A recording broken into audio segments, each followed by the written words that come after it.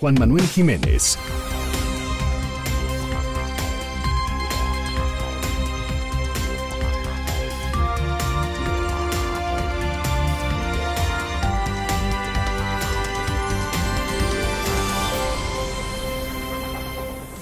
Preguntas más, preguntas menos. Con Juan Manuel Jiménez.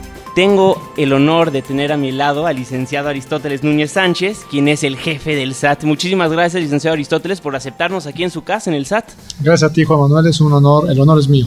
El honor es mío estar en esta casa de MBS, recibiéndolos también aquí en el Servicio Nacional Tributario. Muchísimas gracias, licenciado. Pues en Preguntas Más, Preguntas Menos nos gusta empezar a conocer a la persona que estamos entrevistando. Entonces, si me lo permite, me gustaría comenzar la entrevista preguntándole ¿quién es Aristóteles Núñez Sánchez?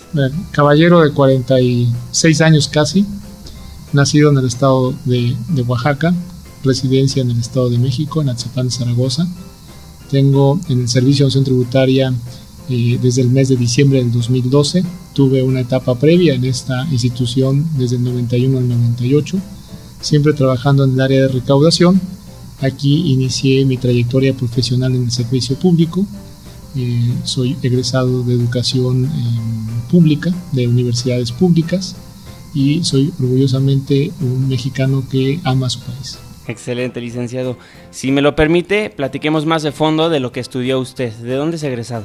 Estudié en el Instituto Politécnico Nacional, tanto la Boca 5 en Ciudadela, que fue nuestro nivel de bachillerato, como la licenciatura en Administración Industrial en el Poli, en la Unidad Profesional Interdisciplinaria de Ingeniería y Ciencias Sociales y Administrativas, mejor conocida como UPICSA, que está en la delegación Iztacalco, aquí en la Ciudad de México. Licenciado, en la introducción nos estaba comentando un poco de su trayectoria laboral, pero si me lo permite, hay que adentrarnos más y platicar de fondo de sus inicios en el servicio público. Con mucho gusto, Juan Manuel. Empecé en el 91 haciendo servicio social aquí en la Secretaría de Hacienda y Crédito Público, a la edad de 21 años.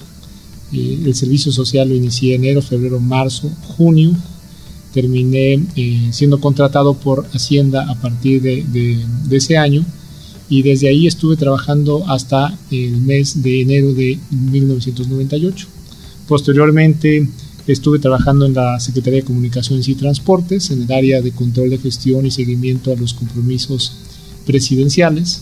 Nos tocaba llevar el control de las obras y de los compromisos que hacía el Poder Ejecutivo ante los estados de la República, que tenían que ver con obras de infraestructura carretera, que tenían que ver con la cobertura de telefonía rural en ese entonces, la telefonía que hoy conocemos como telefonía local, que era tener líneas duras. Todavía no había ese boom del celular que hoy sí existe.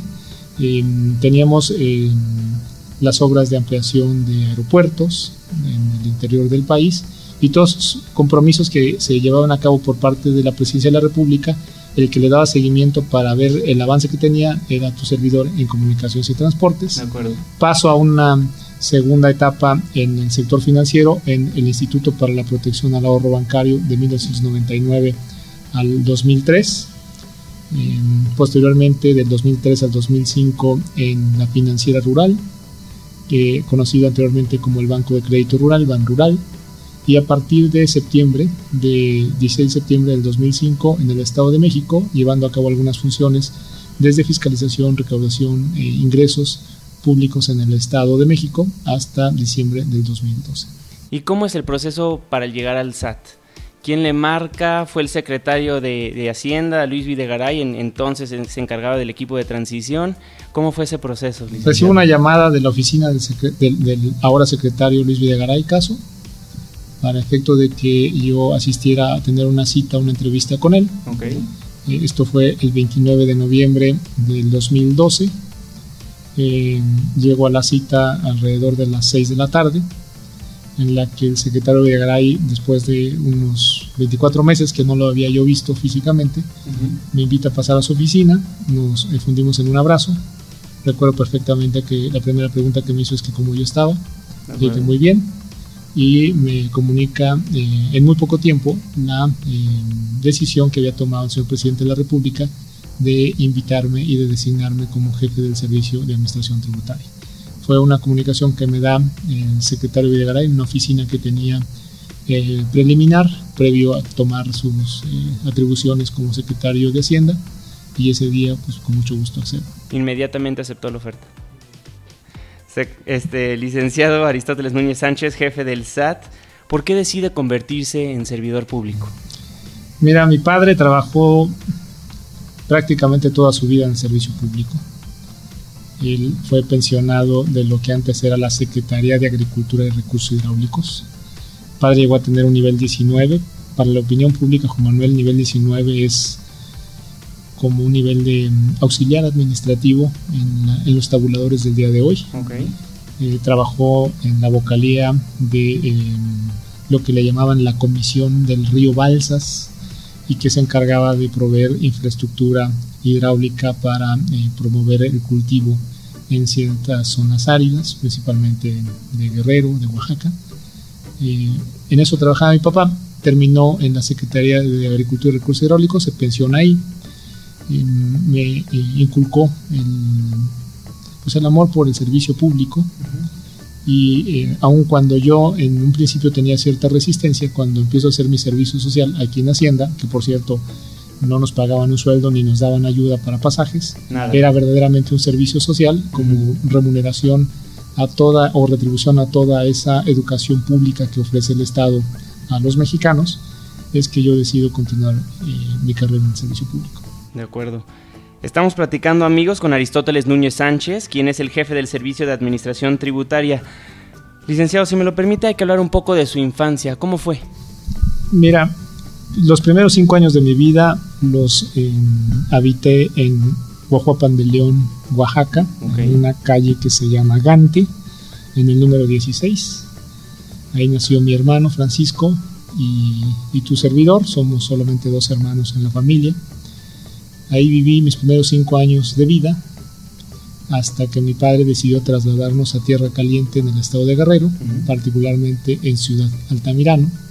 Mi padre fue nacido en Tanganguato, Guerrero, que es una población rural que debe tener alrededor de 2,000 habitantes hoy, pero cuando yo llegué allá en 1974 seguramente tenía como 800 habitantes.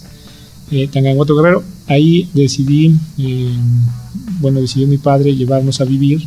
Ingresé a la escuela primaria Redención Proletaria. Ahí tuve mi primera novia a la edad de 10 años. ¿Se acuerda su nombre? Sí, se llama Lucila. Lucila.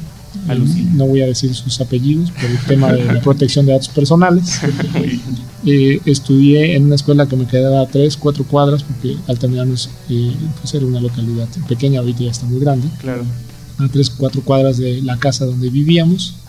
Estudié la secundaria Cuauhtémoc, en una localidad cercana que se llama Coyuca de Catalán, que está alrededor de 3-4 kilómetros del lugar donde yo vivía, y donde en muchas de las ocasiones llegábamos a esa escuela secundaria caminando. Muy bien. Mi infancia fue llena de amigos en la colonia, donde salíamos a jugar fútbol o voleibol en la tarde. Para quien no conoce Ciudad Altamirano, la temperatura siempre es muy extremosa. Llegamos a tener 42-43 grados centígrados en el mes de abril o mayo, y aún así pues uno se acostumbra, y ahí estábamos jugando ya regularmente como eso de las 6-7 de la noche. ¿Y cuándo es cuando se muda a la Ciudad de México? Pues por la necesidad, como muchos mexicanos, de emigrar a tener una mejor oferta educativa. Es que decidimos, mi hermano y yo, venir a estudiar a la Ciudad de México. Tuve la suerte de ser admitido después de un examen en el Politécnico. Yo vine a inscribirme tanto a la UNAM como al Politécnico. En aquella ocasión el examen previo de la UNAM era el del Poli, entonces hice el del Politécnico, me aceptan, ya no hubo necesidad de hacer el examen de la universidad y me quedé en el Politécnico. Estudié en la Vocacional 5 aquí en Benito Juárez, que está aquí en Ciudadela, y después estudié en UPIXA. Licenciado Aristóteles Núñez Sánchez, jefe del SAT, ¿alguna memoria que siempre tenga muy presente, ya sea de su juventud o recientemente? Sí, tengo muchas anécdotas en la vida. Los primeros 5 años en Huajuapan de León, que también es una zona árida y donde es una localidad que sigue siendo un centro comercial de toda la zona mixteca, como lo es Altamirano de toda la Tierra Caliente, también es una zona comercial, Mucho de la población que vive en las rancherías o en las localidades cercanas bajan a estos centros comerciales para adquirir mercancías o para los servicios médicos, incluso de educación para los niños o los jóvenes.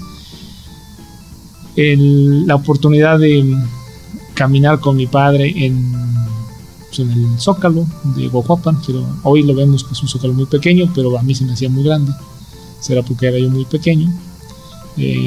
Otra anécdota de haberme subido por primera vez a un caballo en Tanganguato Guerrero, un caballo que tenía mi abuelo, que era un caballo de mi abuelo, y que fue la primera vez que yo me subí a un caballo a la edad de 5 años, y empiezo a encontrarle un sabor muy agradable a lo que es la provincia mexicana, por todo lo que representa en vegetación, en plantas, en piedras, en fauna, en ríos. En aquel entonces el río Cutzamala y el río Balsas eran unos ríos con un gran caudal, y nos permitían en el centro de estos ríos, esta ciudad de Altamirano, nos permitían ir a pescar con mi papá. Excelente, licenciado Aristóteles Núñez Sánchez, quien es el jefe del Servicio de Administración Tributaria. Licenciado, la última vez que lo vi, me acuerdo perfectamente, regresaba del Maratón de la Ciudad de México. ¿Sigue corriendo? Sigo corriendo. El Maratón de la Ciudad de México lo he corrido 2 ocasiones. Voy a correrlo este año. Si todo sale bien, estoy preparándome para ello. He corrido en los últimos años 5 maratones y muchas carreras de 10 kilómetros. Es aparte una terapia para poder desestresar a tu servidor. También es algo que me gusta. Aprovecho el reto para mantenerme en peso, cuidando una dieta, y disfruto correr, como muchos mexicanos y muchos que vivimos en la Ciudad de México disfrutamos correr. ¿Algún otro deporte que practique? Hago pesas cada vez que me lo permite el tiempo. Me acerco a un gimnasio que esté cerca del lugar donde me encuentre por la noche, y ahí trato de hacer pesas. Licenciado, ya para terminar, ¿qué música le gusta? Pues de todo me gusta, Juan Manuel. La verdad es que hay momentos en los que necesito conciliar mucho de los nervios o del estrés que sueles tener uno en una tarea como esta, y entonces puedo escuchar un poco de música clásica con el ánimo de conciliar el sueño, o a veces en el que también necesito sacar parte de lo que uno trae adentro. Cuando voy manejando, pues puedo poner a Juan Gabriel o a Emanuel o a Miguel Bosé con el ánimo de cantar. Soy muy malo para cantar, pero como todos, hacemos nuestro intento y trato ahí de disfrutar el momento. No soy buen bailarín, pero me gusta la música tropical, me gusta la cumbia, me gusta la salsa, me gusta la bachata, y a veces también hago intentos por dar unos pasos ahí en la pista. Licenciado Aristóteles Núñez Sánchez, jefe del Servicio de Administración Tributaria, ¿con qué canción nos vamos al corte, licenciado? ¿Con qué canción nos vamos al corte? Pues vámonos con alguna canción en inglés. Vamos a ver cuál, una que esté hoy de moda, Thinking Out Loud. Excelente.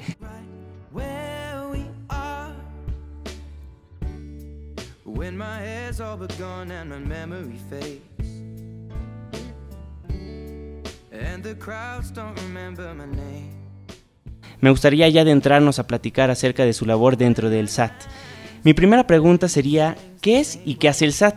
Creo que es importante responder para conocer a fondo todas las funciones de la autoridad fiscal más importante del país. Con mucho gusto, Juan Manuel. Mira, a la opinión pública, decirle que el Servicio de Administración Tributaria es el órgano que se encarga de recaudar las contribuciones de este país.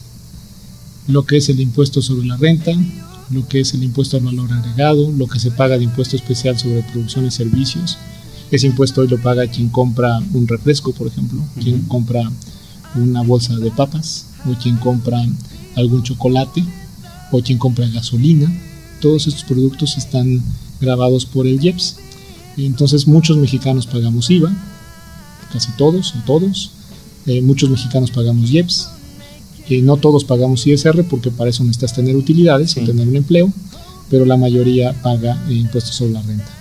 ¿Quién se encarga de recaudar todos estos ingresos públicos que permiten después al gobierno, a los servidores públicos, a través de una administración pública federal que hoy se entiende como autoridad y que tiene la obligación de retornar esos recursos vía servicios en especie, en salud, en educación, en seguridad, es el SAT. Esto es el Servicio de Administración Tributaria. Aquí hay alrededor de 37,000 empleados que nos encargamos todos los días de recaudar los impuestos de México. Licenciado, ¿qué relación tienen con otras recaudadoras y fiscalizadores como el IMSS, Conagua, el Infonavit? Al final participamos del mismo perfil. Somos autoridades fiscales, somos autoridades que incluso tenemos procedimientos muy semejantes para la ejecución de acciones y de facultades, y participamos o intercambiamos información con el ánimo de ser más eficientes en nuestros procesos. En el caso del IMSS, todo aquello que tiene que ver con los patrones y con sus empleados, hay un intercambio sistemático, estandarizado de información con el IMSS, con el ánimo de que tanto una institución como la otra puedan llevar a cabo bien y con más eficiencia sus facultades. Con Conagua somos los cobradores de los créditos de los contribuyentes que por derechos o aprovechamientos tienen obligación de cubrirle a Conagua el manejo o la extracción de líquido vital, ya sea para fines de uso doméstico o para fines de uso comercial, o incluso para otros fines como el industrial o agricultura. Quien está aprovechando este líquido vital tiene la obligación de pagar derechos y aprovechamientos. Si no los llega a pagar, nosotros hacemos el ejercicio de la cobranza en beneficio de Conagua. Licenciado, ¿cómo es la coordinación fiscal entre los estados de la República? Hay un sistema nacional de coordinación fiscal que armoniza los esfuerzos de las 32 entidades federativas y la Secretaría de Hacienda y Crédito Público. Cada entidad federativa tiene un convenio suscrito con la Secretaría, y en ese Sistema Nacional de Coordinación Fiscal reside lo que es el pacto fiscal, Juan Manuel. Hay que decirle a la sociedad que quien tiene las facultades más amplias para recaudar, para establecer contribuciones y recaudar las contribuciones, son las entidades federativas. Pero a través del pacto fiscal, las entidades federativas han decidido que sea la federación quien tenga este sistema centralizado de recaudación de impuestos del país, y que a cambio haya un sistema nacional de coordinación fiscal que les permita recibir ingresos vía transferencias a través de lo que se llama participación federal de los ingresos recaudados, y que eso, con base a fórmulas que permitan hacer una mejor distribución de esos ingresos, pueda llegar a las entidades y las entidades administrarlo en beneficio de los gobernados. ¿Cómo va la recaudación del país actualmente? La recaudación, con el informe que tenemos de enero a abril, Juan Manuel, trae la recaudación tributaria trae un comportamiento mucho mejor que lo que se había programado. Eso hay que decirlo, traemos alrededor del 29% más de lo que se había recaudado en el mismo periodo del año pasado, enero-abril. Esto representa alrededor de 200,000 millones de pesos más. Correcto. En números redondos estamos hablando de 872,000 millones de pesos lo que se ha recaudado enero-abril de los impuestos de la recaudación tributaria contra una recaudación del año pasado por 655,000 millones de pesos. ¿Qué significa ello? Que los mexicanos están contribuyendo, están haciendo su tarea, y que afortunadamente este excedente que se tiene en la recaudación tributaria ha permitido compensar parcialmente, todavía no del todo, la disminución en los recursos petroleros. No debes olvidar que la producción petrolera ha disminuido desde el 2004 a la fecha. En 2004 tuvimos la mayor producción de petróleo en México, teníamos 3.5 millones de barriles de producción diaria, y hoy traemos 2.250.000, y eso representa menos recursos que los mexicanos dejan de tener en servicios, y que eso hace que se presionen las finanzas públicas.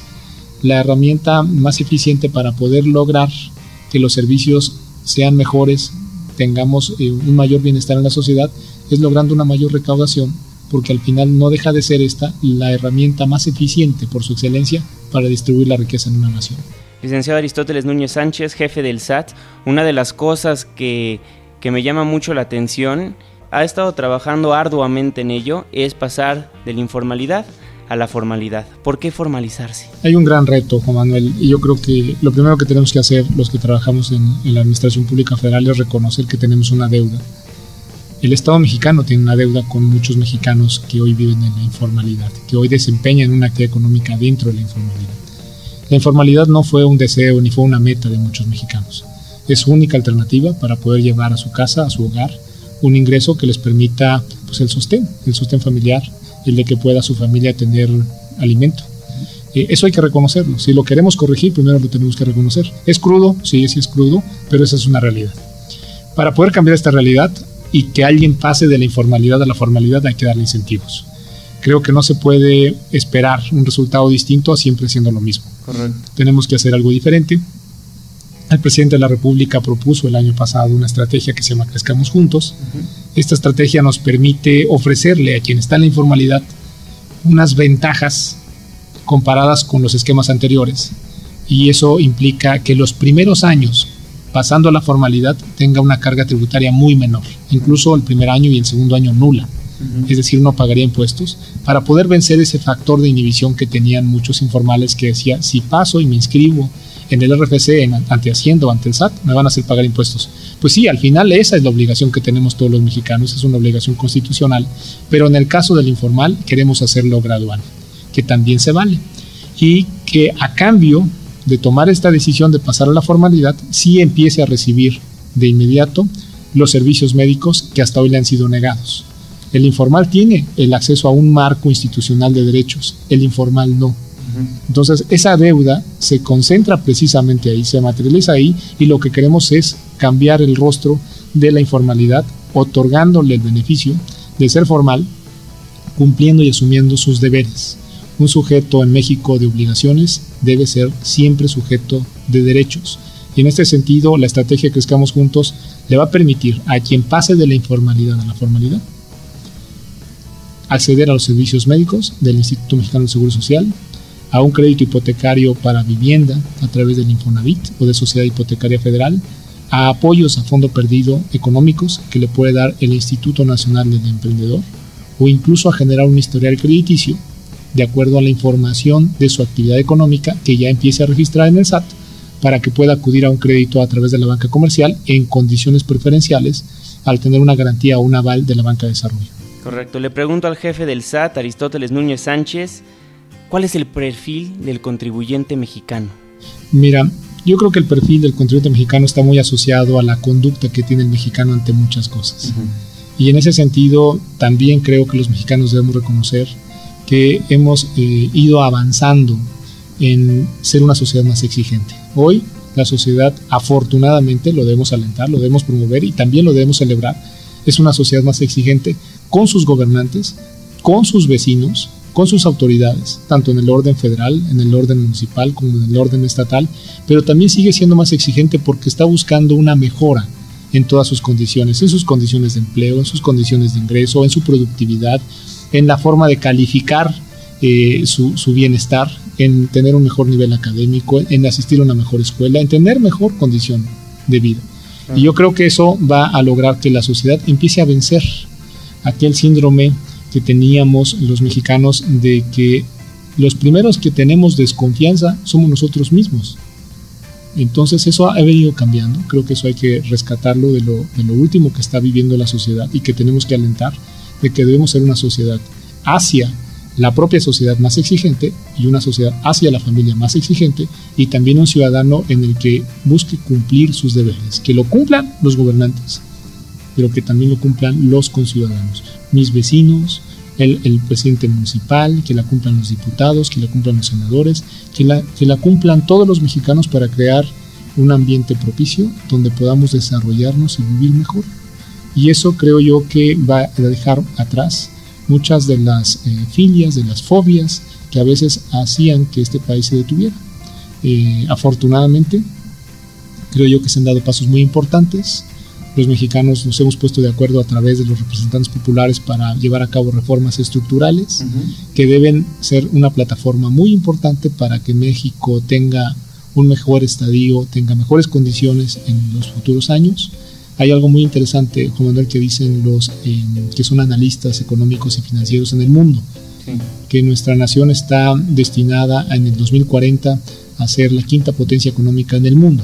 Actualmente somos la número 14 y que estamos destinados a ser la número 5 en el mundo. Y eso implica que quien puede construir ese escenario, quienes son los protagonistas de ese escenario, somos los mexicanos. ¿Qué tenemos que hacer? Nos la tenemos que creer y tenemos que trabajar todos los días por ello. Excelente. En abril se entregó la declaración anual, licenciado Aristóteles Núñez Sánchez, jefe del SAT. ¿Fueron muchos los contribuyentes que entregaron su declaración en tiempo y forma? Fueron casi 500,000 contribuyentes más que el año anterior. Estamos hablando de alrededor de 3,181,000 contribuyentes, personas físicas, la mayoría de ellos asalariados, que en una campaña en la que nosotros promovimos el cumplimiento voluntario, en una campaña en la que no advertimos una sanción, sino lo que hicimos: si tú presentas tu declaración, incluyes tus gastos deducibles, tienes un saldo a favor, te lo queremos devolver en no más de 10 días. Tuvimos un muy buen resultado de los declarantes contribuyentes asalariados de este país, y creo que esto genera un parteaguas. Hacia los próximos años seguiremos en una campaña de ese estilo, buscando que más contribuyentes y ciudadanos mexicanos presenten su declaración y también tengan el retorno de sus impuestos cuando estos hayan sido pagados en exceso. Correcto. Licenciado Aristóteles Núñez Sánchez, jefe del Servicio de Administración Tributaria, hablemos de lo que está pasando en el SAT los últimos días. El SAT ya cuenta con una nueva herramienta electrónica con la que podrá automatizar la recopilación de información a nivel global. Se llama OneSource. ¿Me platica de esta nueva herramienta que adopta el SAT y su importancia? Mucho gusto. Mira, hay muchas herramientas que usa el SAT. Creo yo que esta herramienta es la última de las que ha adquirido el Servicio de Administración Tributaria y que nos permite tener algunas bases para poder conocer información oportuna respecto de precios de transferencia. ¿A qué nos referimos con precios de transferencia? A que quien, siendo partes relacionadas, para la opinión pública una parte relacionada son empresas hermanas, por ejemplo, podamos identificar si las transacciones comerciales que se dan dentro de un grupo empresarial entre las empresas que pertenecen a ese grupo empresarial corresponde a precios de mercado, y que no sea que a través de esos grupos empresariales o a través de esas empresas relacionadas pudiera haber un conflicto de interés y que se pudieran alterar precios con el ánimo de trasladar utilidades de una a otra, y que con ello entonces se pudiera estar presentando una disminución en la base gravable. Una herramienta como esta nos va a permitir medir mejor con información esos precios de transferencia y poder entonces detectar si hay algún esquema abusivo o agresivo para no pagar impuestos. Correcto. El SAT también, en coordinación con el Consejo Nacional de la Industria Maquiladora y Manufacturera de Exportación, está realizando foros para asesorar empresas certificadas en IVA y IEPS. ¿Cómo se da este proceso y por qué nace? Tenemos una gran experiencia de algo que de inicio generó una resistencia por parte de la industria exportadora. Yo creo que es importante poner en contexto a la opinión pública de qué estamos hablando. Sí. Nuestro país tiene alrededor de poco más de 750,000 millones de dólares, es el valor de su comercio exterior con el mundo. De esto, casi el 80% es el comercio exterior que tenemos con nuestro principal socio comercial, Estados Unidos. Es decir, todo lo que México produce y se va al extranjero, 8 de cada 10 pesos o de dólares de lo que se vende o se compra tiene que ver con el mercado americano. Los otros 20 están distribuidos en diferentes partes del mundo. La industria exportadora, a partir del 2015, todos aquellos insumos o materia prima que importa del mundo hacia México para poder terminar un producto y enviar ese producto hacia afuera de México, es decir, hacia el mundo ya exportado, tiene la obligación de pagar impuesto al valor agregado, lo cual antes no estaba. Es decir, por las importaciones temporales de mercancías, por las importaciones temporales de materia prima, hay que pagar impuesto al valor agregado. Ahí nació una obligación que puso en resistencia a la industria exportadora, porque eso representaba flujos y representaba un inicio de un procedimiento de devolución de IVA una vez que se hacía la exportación. Junto con la industria exportadora, ¿qué hicimos? Si certificamos a los exportadores, a esa industria exportadora, podríamos neutralizar la carga del impuesto al valor agregado por las importaciones temporales. Para ser certificado y tener esa ventaja de neutralizar el IVA en la importación temporal, requiere la voluntad de la industria. Y la industria decidió participar con Hacienda, con el SAT, para poderse certificar, y eso implica que su cadena de proveeduría, que sus proveedores de esa industria están controlados por la propia industria, para efectos de que paguen el impuesto al valor agregado. Que esa industria está cumplida fiscalmente en todas sus obligaciones con el SAT, y que tenemos un sistema espejo que la información que tienen contable, fiscal ellos, la tenemos nosotros respecto de todas las operaciones de comercio exterior. Entonces, de esa industria tenemos cada pieza, cada inventario, cada valor, de dónde viene, cuándo la va a ocupar, en qué proceso productivo o de transformación la va a ocupar y cuándo la va a sacar del país. Y eso les generó una muy buena dinámica, tanto a la autoridad como al contribuyente. ¿Cuántas empresas tenemos aquí? 3.331 empresas. Okay. Eso representa el 95% de las importaciones temporales que llevan a cabo en el país los contribuyentes, es decir, tenemos al 95% ya incluido, y son el 83% de la explicación del comercio exterior reside en estas 3.331 empresas. Aquí hay empresas automotrices, metalmecánicas, empresas que tienen el sector de plásticos. Muchas de las empresas que hoy son grandes exportadores están aquí incluidos.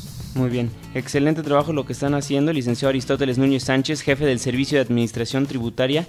Otra cosa que me gustaría platicar con usted es que esta semana el SAT informó que se han identificado llamadas telefónicas o envíos de mensajes, inclusive correos electrónicos y cartas que buscan estafar al contribuyente. Creo yo, Juan Manuel, y los medios como el tuyo, como MBS, nos pueden ayudar a alertar a los contribuyentes. Sí. Precisamente por ello nosotros hemos iniciado con mayor intensidad el uso de las tecnologías. El buzón tributario va a permitir que el contribuyente tenga certeza y seguridad respecto de la comunicación que tiene la autoridad con el contribuyente. Toda la información que requiera o que tenga la autoridad que como necesidad poner a disposición de los contribuyentes lo va a hacer a través de un buzón tributario. Cada contribuyente tendrá un buzón como lo tuvo en su momento un apartado postal o el buzón que tiene en su casa, solo que aquí va a ser electrónico. Toda la información va a residir ahí. El Servicio de Administración Tributaria es un canal de 2 vías, el SAT la pone ahí y también el contribuyente, si quiere informarle, notificarle o entregarle algo al SAT, usa la misma vía. ¿De qué nos va a permitir esto? De precisamente aislar todas estas prácticas que extorsionan al contribuyente, que lo que buscan es, a través de llamadas telefónicas o correos apócrifos, engañar a un contribuyente con el ánimo de obtener información de su tarjeta de crédito, de su cuenta bancaria, incluso de sus contraseñas y generarle un perjuicio. Un medio como el tuyo nos permite informar al contribuyente que el SAT ni por teléfono ni por correo electrónico solicita datos personales que tengan que ver con sus cuentas bancarias, con sus inversiones, a ningún contribuyente. En todo caso, cuando esto suceda, va a ser a través del buzón tributario. Es decir, habrá un mecanismo que ya existe, que hoy lo están ocupando las personas morales y algunas personas físicas, y que para entrar a ese buzón forzosamente se requiere la firma electrónica avanzada. Okay. Es decir, no cualquiera puede entrar a ese buzón. Para efectos de conocer esa información, el contribuyente tendría que utilizar su firma electrónica avanzada, y esa es realmente la información que en su momento la institución está pidiendo. Todo lo demás es susceptible de que lo estén llevando a cabo personas que lo que buscan es extorsionar a un contribuyente, y hacemos un llamado a que los ciudadanos denuncien este tipo de prácticas para que nosotros, a través de las instancias de seguridad, podamos combatir a quienes están atrás de esta extorsión. Licenciado Aristóteles, si un ciudadano quiere denunciar algún correo electrónico, carta o mensaje de texto, ¿dónde lo puede hacer? 01800 Infosat, 01800 Infosat, es un teléfono gratuito, o también lo puede hacer a denuncias@sat.gov.mx, es un correo electrónico que nosotros operamos como buzón, denuncias@sat.gov.mx. Excelente. Ya para terminar, Aristóteles Núñez Sánchez, jefe del Servicio de Administración Tributaria, le agradezco muchísimo por el tiempo que nos ha brindado, pero para terminar me gustaría preguntarle ¿cuáles son los retos del SAT por venir? Una tecnología más amigable, el uso intensivo de las tecnologías. Juan Manuel, tenemos ya 48 millones de contribuyentes inscritos en el RFC. Eso significa una gran cantidad de contribuyentes. Estamos hablando de casi 7 veces la población de Suiza, casi un poco más de 2 veces y media la población de Chile, por ejemplo, casi la población de España. Bueno, de ese tamaño es el universo de contribuyentes que tenemos en México ya inscritos, y que para poder cumplir con eficiencia nuestra tarea, que es una facultad y al mismo tiempo es una obligación, porque atrás de todas nuestras tareas está el poder recaudar los ingresos que permitan retornarle en servicios a los ciudadanos esos impuestos, tenemos que usar intensivamente las tecnologías. Las tecnologías hoy nos van a permitir tener una mayor cobertura de servicio, hacer más fácil el acercamiento entre la autoridad y el contribuyente, que pueda utilizar la tecnología móvil, los dispositivos para poder hacer una declaración, hacer una factura, revisar su opinión de cumplimiento, cómo está el contribuyente registrando sus operaciones, lo puede hacer desde un dispositivo móvil. Si tiene que hacer una aclaración, lo haga desde un dispositivo móvil y no tenga que estar asistiendo presencialmente a sacar una cita, a desplazarse hacia una oficina del Servicio de Administración Tributaria, porque tarde o temprano este aparato no alcanzaría a atender a 48 millones de contribuyentes si no es a través de las nuevas tecnologías. ¿Cuál es el reto? Poder articular ese uso intensivo de tecnologías, aprovechando la creatividad, el ingenio y la innovación que tienen muchos desarrolladores mexicanos, que hoy se constituyen como personas físicas con actividad empresarial o como empresas, y que tienen en esa creatividad una gran ventaja sobre el propio Servicio de Administración Tributaria para poder ofrecer servicios a través de las nuevas tecnologías en beneficio del contribuyente. ¿Qué significa? Empezaremos a confiar en el sector privado para ofrecer mejores servicios a los contribuyentes a través de iniciativas certificadas, estandarizadas, reguladas por el SAT, pero que sean los privados quienes puedan ofrecer mejores servicios hacia el contribuyente. Tenemos un ejemplo. La factura electrónica hoy se presta en su gran cantidad a través de servicios que prestan terceros, lo que le llaman proveedores autorizados en certificación. Muchos contribuyentes, para emitir una factura, tienen un sistema que les desarrolló un privado, y ese sistema ya está conectado con el Servicio de Administración Tributaria para poder pegarle un sello digital a esa factura y hacerla válida. De acuerdo. Nosotros estamos generando poco más de 400 millones de facturas al mes. Son 162, 163 facturas por segundo. Correcto. Y eso se hace a través de proveedores que son o que forman parte del sector privado. Pues así haremos las declaraciones, que sea el sector privado quien nos ayude a tener herramientas más amigables, que puedan desarrollar diferentes aplicaciones en los dispositivos móviles. Todo eso bajo un estándar y una regulación y certificación del propio SAT. Licenciado Aristóteles Núñez Sánchez, jefe del Servicio de Administración Tributaria, le quiero agradecer muchísimo por haberme brindado algunos minutos para platicar con usted. A la orden, Juan Manuel, es un gusto para mí, un honor, y ojalá se repita. Pues amigos, nada más recordarles que recaudar impuestos nos permite tener mejores servicios como luz, agua, ofrece mejor educación gratuita, hospitales. Pagando tus impuestos ayuda a mejorar el desarrollo de nuestro país. Como sucede en muchos lugares del mundo, Juan Manuel, necesitamos tener ingresos suficientes para poder tener servicios suficientes. También tenemos una gran deuda ahí con la sociedad de hacer un gasto transparente, eficiente, y que permita generar mejores servicios a la ciudadanía todos los días. Licenciado Aristóteles Núñez, muchísimas gracias. Gracias a ti, muy buenas. Juan Manuel Jiménez recibe y contesta tus comentarios en Twitter en @JuanmaPregunta